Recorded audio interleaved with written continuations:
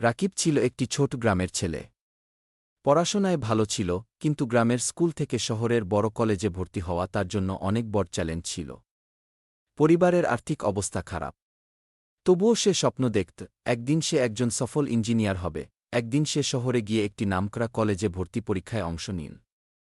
কিন্তু ফলাফল খারাপ হল। রাকিব ভেঙে পড়ল। নিজেকে বলল, আমি পারি না, আমি ব্যর্থ।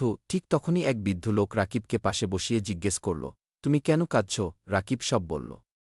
তখন বৃদ্ধ বললেন, তুমি জানো একটা পোকা কতবার পড়ে গিয়ে ওঠে? পোকাটি যখন দেয়ালে ওঠে বারবার পড়ে যায়, কিন্তু থামে না। শেষবারে সে সফল হয়। মানুষ হলে তো তোমার সাহস আরও বেশি হওয়া উচিত। হেরে যাওয়া মানে শেষ নয়, হেরে গিয়ে উঠে দাঁড়ানো মানেই সত্যিকারের বিজয়। রাকিব নতুন উদ্যমে আবার পড়তে শুরু করল। 1 বছর পর আবার ভর্তি পরীক্ষা দিল। এইবার সে প্রথম স্থান অর্জন করল।